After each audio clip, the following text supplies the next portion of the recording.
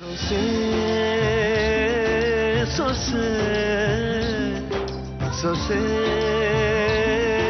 ಸೊಸೆ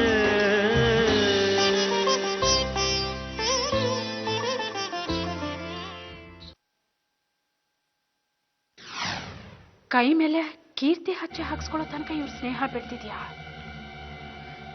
ಖಂಡಿತ ಇದು ಈ ಮನೆ ಪಾಲಿಗೆ ಅಪಾಯ. ಬೇರ್ ಬಿಟ್ಟಿರೋ ಕೀರ್ತಿನ ಬೇರ್ ಸಮೇತ ಕಿತ್ತು ಹಾಕ್ತೇ ಇದ್ರೆ ಈ ಹಚ್ಚೆ ಕೈ ಮೇಲೆ ಮಾತ್ರ ಇದೆಯಾ ಅಥವಾ ಇವನ ಮನಸ್ಸಲ್ಲೂ ಇದೆಯಾ? ಇರೋ ಜೀವನ ಹಾಳಾಗೋಕ್ ಮುಂಚೆ ಕೀರ್ತಿನ ಹೇಗಾದ್ರೂ ಮಾಡಿ ಆಚೆ ಕಳಿಸ್ಲೇಬೇಕು. ನೀರಾಕಿ ಏನ್ ಯೋಚನೆ ಮಾಡ್ತಿದ್ದೀರಾ? ಏನಿಲ್ಲಪ್ಪ. ನಾನ್ ಬಂದೆ. ನೀನ್ ಯಾಕಪ್ಪ ಬಂದೆ? ರಾಘಣ್ಣನ್ ಬೆನ್ನು ಉಜ್ಜೋಣ ಅಂತ. ನನ್ ಕೈ ಗುಣ ಗೊತ್ತಲ್ಲ, ನಾನ್ ಉಜ್ಜಿದ್ರೆ ಬೆನ್ನೆಲ್ಲ ಪಳ ಪಳ ಅಂತ ಇರುತ್ತೆ. ಅದನ್ನ ಯಾರು ನೋಡ್ತಾರೆ ಇವಾಗ? ಅದು ನಿಜಾನೇ ಕಣೋ. ಕಣ್ ಹಿಂದೆ ಇರೋ ಬೆನ್ನು, ಮನ್ಸಲ್ಲಿರೋ ವಿಷಯ ಇದ್ಯಾರ ಕಣ್ಣಿಗೂ ಕಾಣೋಲ್ಲ. ಆದ್ರೆ ಒಂದಲ್ಲ ಒಂದ್ ದಿವ್ಸ ಅದು ಎಲ್ರ ಕಣ್ಣಿಗೂ ಕಂಡೇ ಕಾಣ.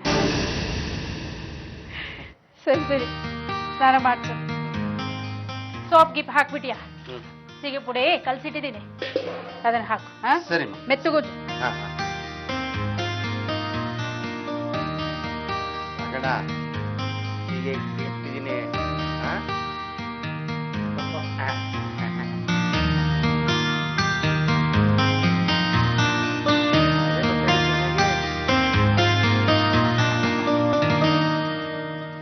ಮಾರುತಿ, ನೀನ್ ಬಂದಿದ್ದು ಒಳ್ಳೇದಾಯ್ತು ಕಣ. ಇಲ್ಲಾದಿದ್ರೆ ದೊಡ್ಡಮ್ಮ ಹಚ್ಚೆ ನೋಡ್ಬಿಟ್ಟಿರೋರು. ಎಷ್ಟು ಚೆನ್ನಾಗಿ ಕಾಣಿಸ್ತಿದೆ ಅಲ್ಲ ಇದು? ಅಬ್ಬಾ, ಈ ನಿಮ್ಮ ಅಚ್ಚೆ, ನಿಮ್ಮ ಈ ಒದ್ದಾಟದ ಪ್ರೀತಿ ಏನ್ ಮಾಡುತ್ತೋ ಆ ದೇವ್ರಿಗೆ ಗೊತ್ತು. ದೇವರಿಗೆ ಆಲ್ರೆಡಿ ಗೊತ್ತಿದೆ ಮಾರುತಿ. ನಮ್ಮ ಸುತ್ತಮುತ್ತ ಇರೋರಿಗೆ ನೋವಾಗ್ದಿರೋ ರೀತಿ ಗೊತ್ತಾದ್ರೆ ಸಾಕು.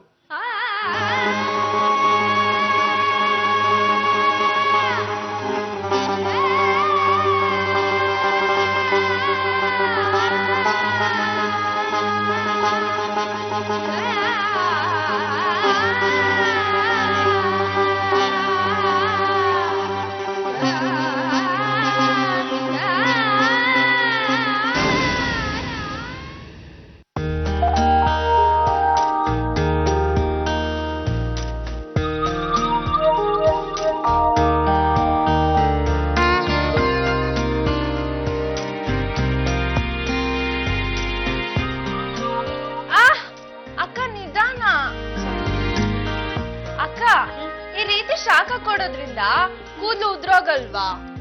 ಹಾಗಂತ ಒದ್ದೆ ಬಿಟ್ರೆ ಇನ್ನೂ ಜಾಸ್ತಿ ಉದುರುತ್ತೆ. ಅಯ್ಯೋ, ಅದೇ ಪ್ರಾಬ್ಲಮ್.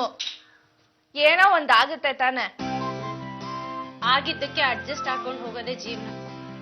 ಕರೆಕ್ಟು. ಹಂಗೆ ನಂಗೆ ತುಂಬಾ ದಿನದಿಂದ ಒಂದ್ ಡೌಟ್ ಇದೆ. ಏನು? ಅಲ್ಲ, ಈ ಅರೇಂಜ್ ಮ್ಯಾರೇಜ್ ಒಳ್ಳೇದಾ ಅಥವಾ ಲವ್ ಮ್ಯಾರೇಜ್ ಒಳ್ಳೇದಾ? ಇದ್ದಕ್ಕಿದ್ದ ಹಾಗೆ ನಿನಗೆ ಈ ಡೌಟ್ ಯಾಕೆ ಬಂತು?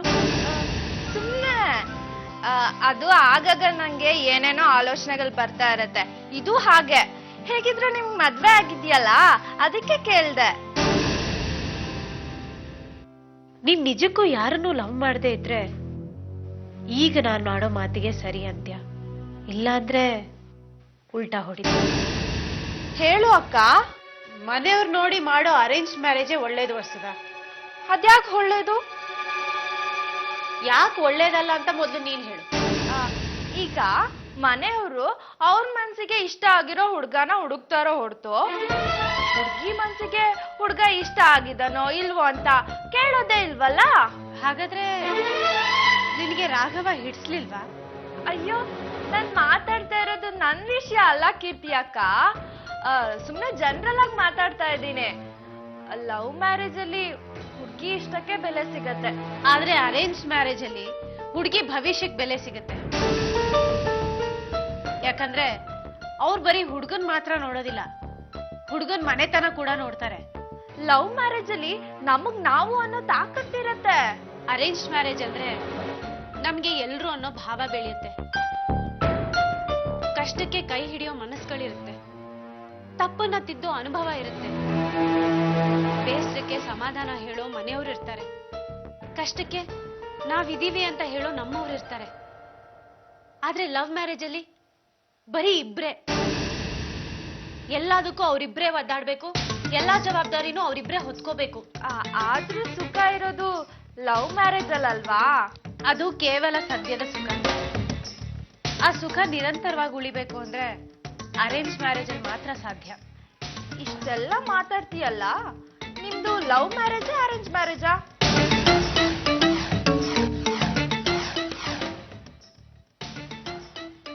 ನಮ್ದು ಒಂಥರ ಅರೇಂಜ್ ಮ್ಯಾರೇಜು ಅಲ್ಲ, ಲವ್ ಮ್ಯಾರೇಜು ಅಲ್ಲ. ಅದಕ್ಕೆ ನನ್ನ ಜೀವನ ಇವತ್ತು ಈ ಸ್ಥಿತಿಗೆ ಬಂತು. ಆದ್ರೆ ಲವ್ವರು ನಮ್ ಜೀವನನ ಹಾಳಾಗೋಕ್ ಬಿಡಲ್ಲ.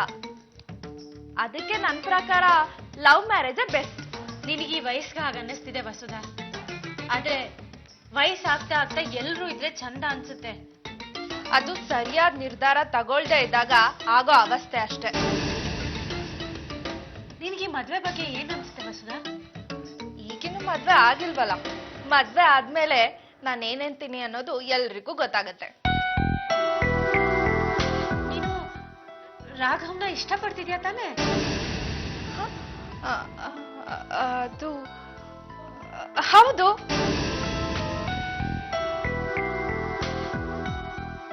ನೀನ್ ಹೀಗೆ ತಡವರ್ಸ್ತಾ ಇರೋದೇ ತೊಂದ್ರೆ. ಇದಕ್ಕೇನಾದ್ರೂ ಮಾಡ್ಲೇಬೇಕು. ಒಟ್ನಲ್ಲಿ ಇಷ್ಟ ಇರೋನ್ನ ಕೈ ಹಿಡ್ದಾಗ ಮಾತ್ರ ಜೀವನ ಸಾರ್ಥಕ ಅನ್ಸತ್ತೆ. ಬೇರೆಯವ್ರ ಇಷ್ಟನ ಒಪ್ಕೊಂಡಾಗ ಅದು ಹೃದಯಕ್ಕೆ ಬಗೆಯೋ ದ್ರೋಹ ಅನ್ಸ್ಕೊಳತ್ತೆ. ಮನ್ಸಲ್ಲಿ ಒಬ್ಬನ್ನ ಎದುರುಗಡೆ ಇನ್ನೊಬ್ಬನ ಜೊತೆ ಸಂಸಾರ ಮಾಡೋದು, ಬೇರೆಯವ್ರಿಗೆ ಸಂಸಾರ ಮಾಡ್ತಾ ಇದೀವಿ ಅಂತ ಅನ್ಸಿದ್ರು ಅದು ಮುಖವಾಡ ಹಾಕೊಂಡ್ ಮಾಡು ವ್ಯಭಿಚಾರ ಕೀರ್ತಿ ಅಕ್ಕ.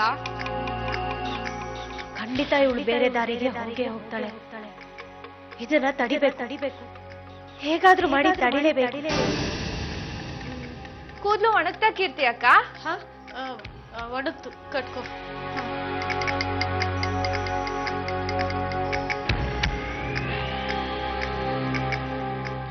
ಇಂಡೈರೆಕ್ಟ್ ಆಗಿ ಹೇಳೋ ವಿಷಯನ ಹೇಳ್ದೆ. ಪಾಪ ಕೀರ್ತಿ ಅಕ್ಕಂಗೆಲ್ಲ ಅರ್ಥ ಆಗ್ಬೇಕು. ಬಲ್ವಂತಕ್ಕೆ ಇಷ್ಟ ಇಲ್ದಿರೋ ಮದ್ವೆನ ಯಾವತ್ತೂ ಆಗ್ಬಾರ್ದು. ಇರೋದು ಒಂದ್ ಜೀವನ, ಅದನ್ನ ನಮ್ಮಿಷ್ಟಕ್ಕೆ ಬದುಕ್ಬೇಕು, ಬೇರೆ ಅವ್ರಿಷ್ಟಕ್ಕಲ್ಲ.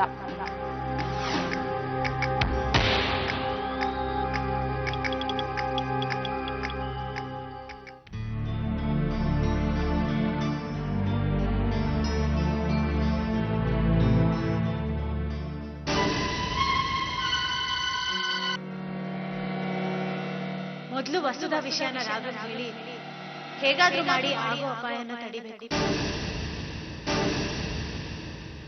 ರಾಘವ್, ಏನ್ ಕೀರ್ತಿ, ರಾಘವನಿಂದ ಏನಾಗ್ಬೇಕಿತ್ತು? ಏನಿಲ್ಲ, ಅದು ಪರವಾಗಿಲ್ಲ ಹೇಳು. ನಾನಿರೋದ್ರಿಂದ ಹೇಳೋಕ್ ಮುಜುಗರನಾ? ಅದು ರಾಘವ್ ಅವರು ತಲೆಗೆ ಎಣ್ಣೆ ನೀರು ಹಾಕೊಂಡಿದ್ರಲ್ಲ, ಎಣ್ಣೆ ಸರಿಗ್ ಹೋಗ್ಲಿಲ್ಲ ಅಂದ್ರೆ ಶೀತ ಆಗುತ್ತೆ. ಅದಕ್ಕೆ ಈಗಾಗ್ಲೇ ಅವ್ನು ತಲೆ ಸ್ನಾನ ಮಾಡಿ ಆಯ್ತು. ನಾನೇ ತಲೆ ಸ್ನಾನ ಮಾಡಿಸ್ದೆ. ಇಷ್ಟಕ್ಕೂ ಮಕ್ಳಿಗೆ ಸ್ನಾನ ಮಾಡಿಸಿ ನನಗೂ ಅಭ್ಯಾಸ ಇದೆ.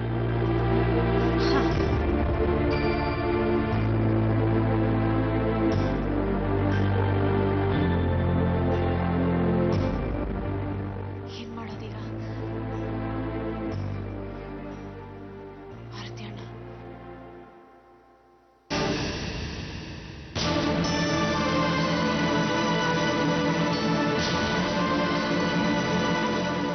ಮಾರುತಿ ಅಣ್ಣ, ರಾಘವ್ ಹತ್ರ ಸ್ವಲ್ಪ ಅರ್ಜೆಂಟ್ ಆಗಿ ಮಾತಾಡೋದಿತ್ತು. ಮಾಡಿ ಮೇಲೆ ಬರಕ್ ಹೇಳ್ತೀರಾ?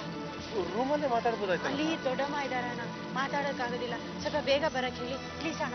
ಸರಿ.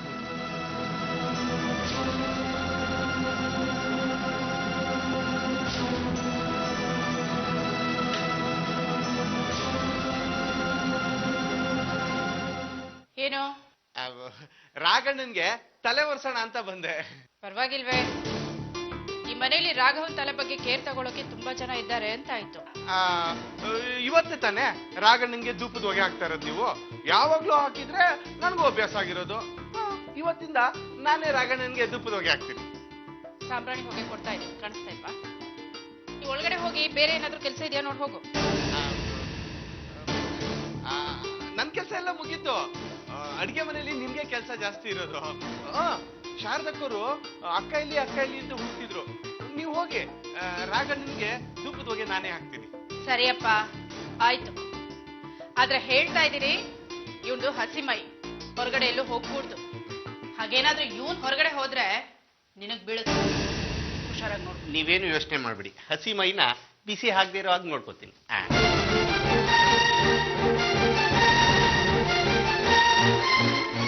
ರಾಘಣ್ಣ, ಮೇಲ್ಗಡೆ ಕೀರ್ತಮ್ಮ ನಿಮ್ಗೋಸ್ಕರ ಕಾಯ್ತವ್ರೆ. ಅರ್ಜೆಂಟಾಗಿ ಹೋಗ್ಬೇಕಂತೆ. ಈ ವಿಷಯ ಏನೂ ಗೊತ್ತಿಲ್ಲ, ತುಂಬಾ ಟೆನ್ಷನ್ ಅಲ್ಲಿದ್ರು. ನೀವು ಮೊದಲು ಹೋಗಿ. ದೊಡ್ಡಮ್ಮ ನೋಡ್ಬಿಟ್ರೆ ಏನೋ ಮಾಡೋದು? ಅವ್ರಿಗೆ ಹೇಗೋ ನಾನು ಮ್ಯಾನೇಜ್ ಮಾಡ್ಕೋತೀನಿ. ಹೋಗೋಣ.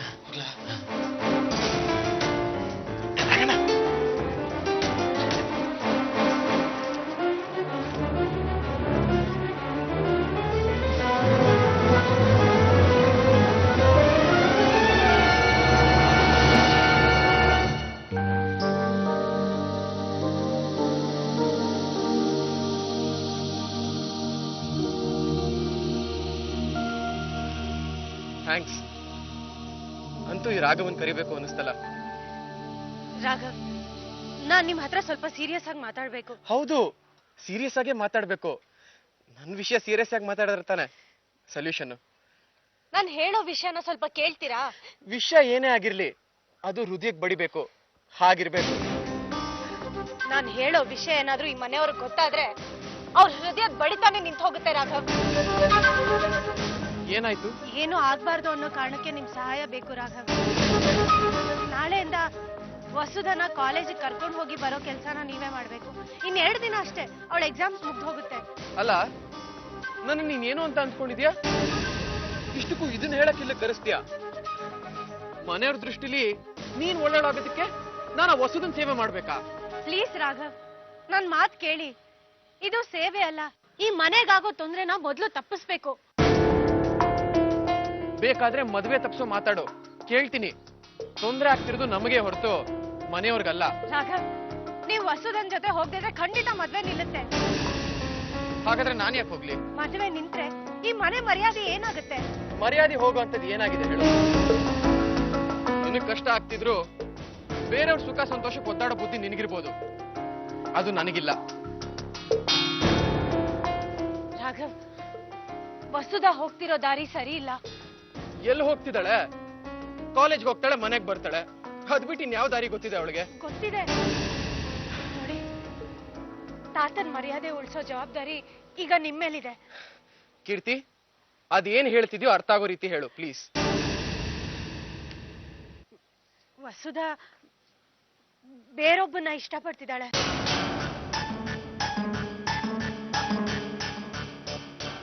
ಪ್ರೀತಿಸೋನ್ ಜೊತೆನೆ ಓಡ್ ಹೋಗ್ಬೇಕು ಅಂತ ಪ್ಲಾನ್ ಮಾಡ್ತಿದ್ದಾಳೆ.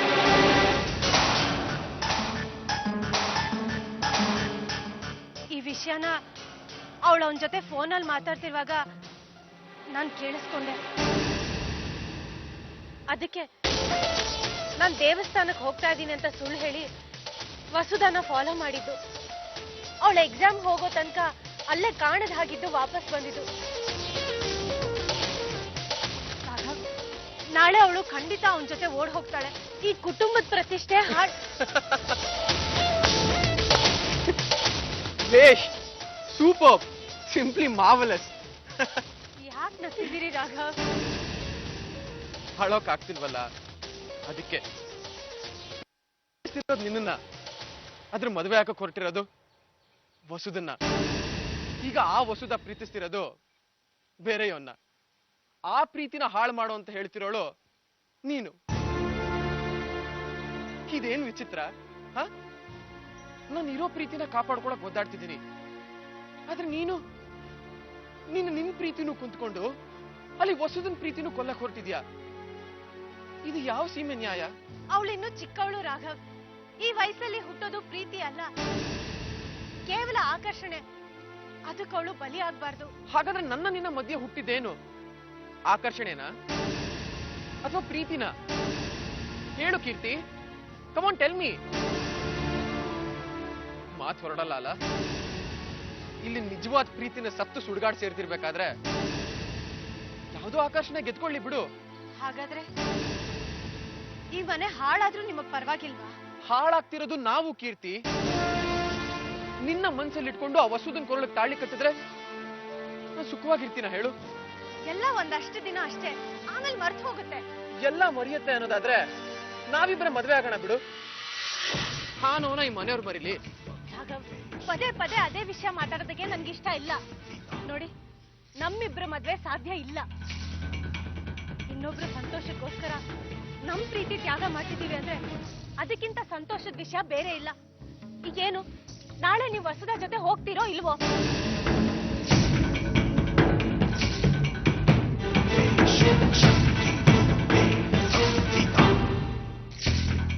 ನೀವ್ ನನ್ ಮಾತು ನಡೆಸ್ಕೊಟ್ರೆ ನಾನ್ ನಿಮ್ ಮಾತು ನಡೆಸ್ಕೊಡ್ತೀನಿ. ನೀವ್ ಇಷ್ಟಪಟ್ಟ ಹಾಗೆ ನೀವ್ ಕೊಟ್ಟ ಸೀರೆನ ನಾಳೆ ರಾತ್ರಿ ಉಟ್ಕೊಂಡು ನಿಮ್ ಮುಂದೆ ಬರ್ತೀನಿ. ಬಯಸದೆ ಬಂದ ಭಾಗ್ಯ ಇದೆ ಈ ಸೊಸೆ ಸೌಭಾಗ್ಯ. ವಸುದ ಜೊತೆ ಹೋಗ್ತೀರಾ? ಹೋಗ್ತೀನಿ, ಆದ್ರೆ ಗಂಡನಾಗಲ್ಲ, ಗಾರ್ಡಿಯನ್ ಆಗಿ. ಥ್ಯಾಂಕ್ಸ್.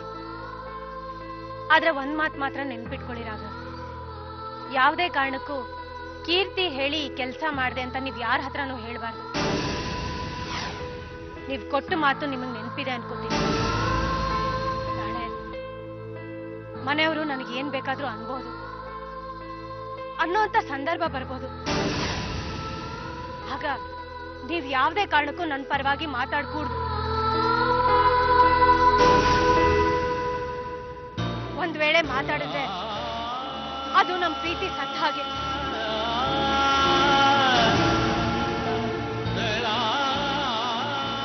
ನೀವು ನನ್ನ ಮೇಲೆ ಆಣೆ ಮಾಡಿ ಹೇಳಿರೋ ಮಾತು.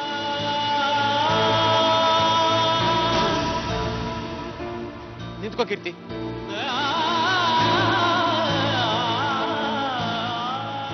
ಇಷ್ಟಕ್ಕೂ ಇದನ್ನೆಲ್ಲ ನೀನ್ ಯಾಕೆ ಮಾಡ್ತಿದ್ಯಾ? ಪ್ರೀತಿಸೋರು ಪ್ರೀತಿನ ಕಾಪಾಡೋ ಕೆಲಸ ಮಾಡ್ಬೇಕು.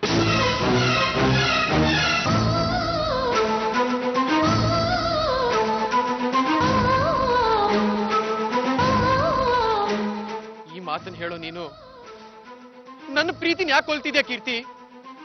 ಕೊಲ್ಲೋ ಕೆಲ್ಸನ ಯಾಕೆ ಮಾಡ್ತಿದ್ಯಾ?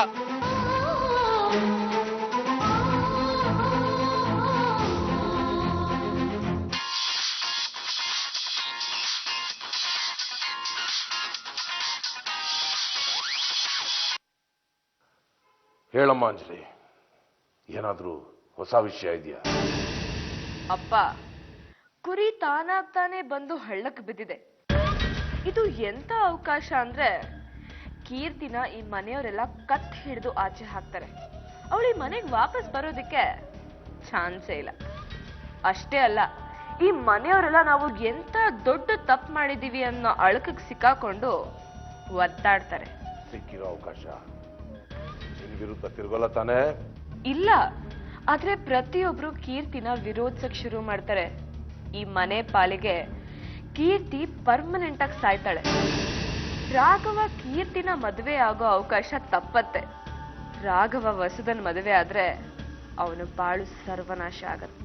ಅವನ್ ನೆಮ್ಮದಿ ಹೋದ್ರೆ ಆ ಮನೆ ನೆಮ್ಮದಿ ಹಾಳಾದಾಗೆ ತಾನೆ. ಅದನ್ನೇ ನಾನು ಹೇಳ್ತಾ ಇರೋದಪ್ಪ. ಒಟ್ನಲ್ಲಿ ಈ ಒಗ್ಗಟ್ಟು ಅನ್ನೋ ಬೇರು ಒಣಗಕ್ ಶುರುವಾಗೋ ಕಾಲ ಹತ್ರ ಬಂದಿದೆ. ನಾನ್ ಅಂದ್ಕೊಂಡ ಹಾಗೆ ಎಲ್ಲ ಆಗತ್ತೆ. ಈ ಕೀರ್ತಿ ಮಾಡೋ ತಪ್ಪನ್ನ ಈ ಮನೆಯವರೆಲ್ಲ ಕಣ್ಣಾರೆ ನೋಡೋ ಅಂತ ಸಮಯ ಹತ್ರ ಬಂದಿದೆ. ಇದೆಲ್ಲ ನಾಳೆ ರಾತ್ರಿ ಡಿಸೈಡ್ ಆಗತ್ತೆ. ಅಂತ ಏನ್ ಮಾಡ್ತೀಯಾ? ಅದನ್ನ ನಾಳೆ ರಾತ್ರಿ ನಾನೇ ಫೋನ್ ಮಾಡಿ ಹೇಳ್ತೀನಿ. ಈಗ ಸದ್ಯಕ್ಕೆ ನೀನ್ ಬೇಕಾದ್ರೆ ನೆಮ್ಮದಿಯಾಗಿ ಗುಂಡು ಹಾಕೊಂಡು ಮಲ್ಕೊ.